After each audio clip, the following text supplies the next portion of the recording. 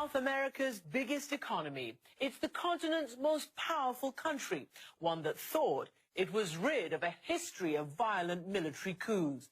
But now, Brazil's democratically elected president Dilma Rousseff says that she's the victim of a political coup after Congress Sunday night voted overwhelmingly to send impeachment proceedings against her to the Senate. Dilma's supporters reacted to the vote with shock and sadness, while her enemies and anti-government protesters celebrated. But what has she done? Presided over the worst recession in nearly a century, allegedly used creative accounting to conceal the hole in her budget, tried to hire her predecessor, perhaps to shield him from criminal investigation. But are these impeachable offenses?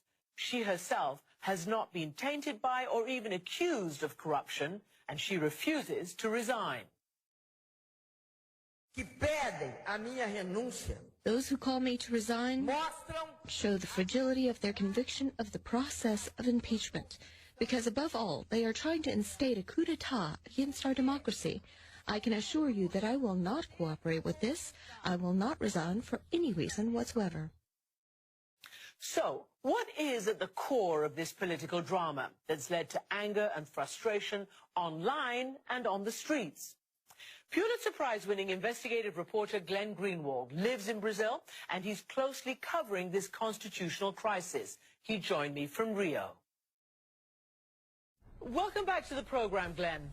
Great to be with you. So were you surprised? Did anybody really think that at the last moment she could have got the votes she needed to stave off this sort of impeachment process?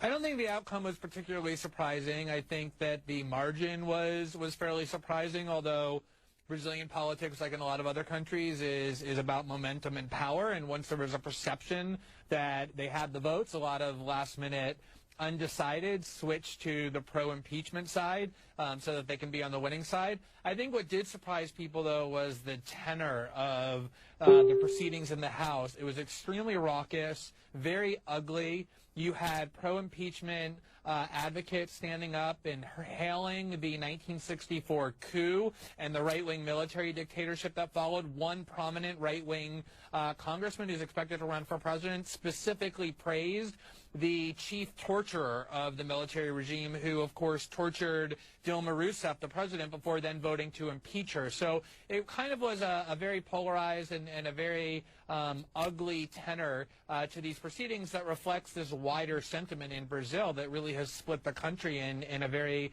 dangerous and unstable way. Even the vice president, who may have to step in, is himself accused of all sorts of misconduct and wrongdoing. And I just want to read this to you because it is extraordinary. Of the 594 Congress members, 352 face accusations of criminal wrongdoing, according to multiple reports. And then, of course, there are all sorts of people, including Eduardo Cunha, who's leading the impeachment process, who's accused of perjury and corruption. You've got another one, Maluf, who's on Interpol's red list for conspiracy. You've got another one accused of money laundering. You've got another one, as you just mentioned, you know, who is sort of implicated in all sorts of torture, and others, you know, implicated in human rights violations. Now, Dilma herself has called this a coup. What is going on? It's the most extraordinary thing, Christiane, because not only is essentially the entire Brazilian political class that is trying to impeach her implicated in really serious corruption. I mean, the most surreal thing I have ever seen in my time as a journalist or anywhere else covering politics in countries was that yesterday, the person presiding over the impeachment proceeding in the House, the Speaker of the House, Eduardo Cunha, whom you referenced, he is somebody who was found to have stashed away millions of dollars in bribes. There's no non-corrupt possibility. He has no wealth. He has no businesses. Millions of dollars stashed away in Swiss bank accounts. He's somebody who's presiding over the House as they're all getting up one by one, all of them accused of corruption and saying, we must remove the president for corruption. And amazingly, Dilma herself is one of the few people not accused of any kind of bribery or personal corruption or kickbacks or anything to be enriched. What's going on is pretty simple. Her party, the Workers' Party, or the PT, has won 4 straight national elections, going all the way back to Lula, who was wildly popular, who was first elected in 2006 and then reelected in 2002 and then reelected in 2006. The plutocrats in Brazil, the rich in Brazil, have long hated PT, have not been able to defeat them at the ballot box. And so this is their big chance with the economy tanking, with this crisis proliferating, with people really upset with the government and the political class. This is their big chance to finally get rid of PT, which they cannot win in an election. And so they're using these anti-democratic means to do it. And it's incredibly blatant what's taking place. Do you think, because even her supporters, certainly abroad, believe that when she tried to hire Lula, her predecessor, as chief of staff, they thought this was a step too far, that she was trying to shield him from any criminal probes and obviously help her in some way? Some have said that she should resign, even though she may not be impeachable, or these things that she's accused of don't rise to the level of impeachable offenses. Do you think that she should resign? Will she be forced to resign? I don't think no, I don't think she will be forced to resign. She's been very clear that she won't. This is a woman who was put into prison as a dissident during the dictatorship and who was tortured. She's a very strong and willful woman who has been through a lot in her life. And remember, the election in Brazil was only 18 months ago. It was at the end of 2014. She won that election with 54 million votes. It is true that she's unpopular. She's made a lot of missteps.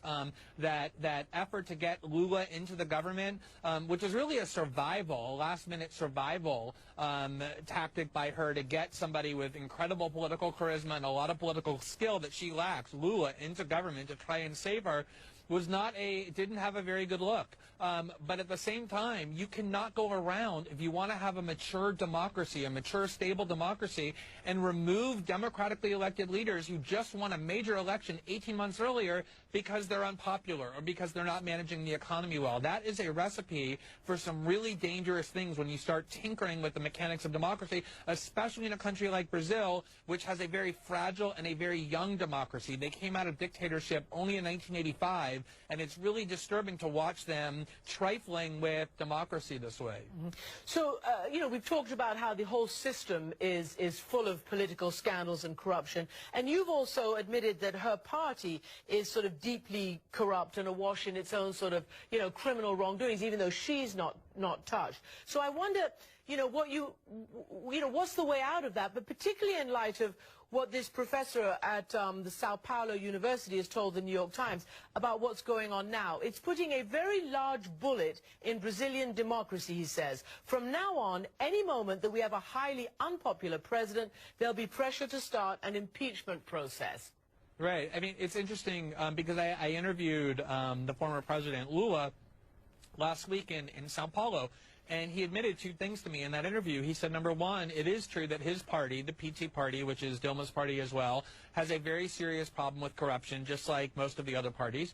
And that number two, there's this major investigation that's called Lava Jato, or car wash in English, in which these really aggressive young prosecutors have asserted judicial independence and have been aggressively putting people in prison, the richest people in Brazil, the most politically powerful people in Brazil.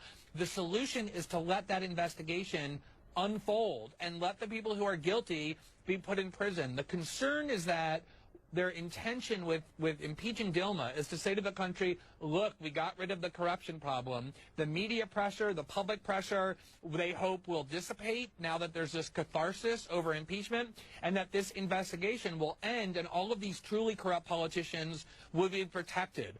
So the solution, to answer your question, is to let this investigation unfold, take everybody who's corrupt in all of the opposition parties and in PT, of which there are many, and subject them to the rule of law and to accountability and put them in prison, as was going to happen prior to the impeachment of Dilma. An incredible story. Glenn Greenwald, thanks for joining us from Rio de Janeiro tonight. Great to be with you. Thanks for having me.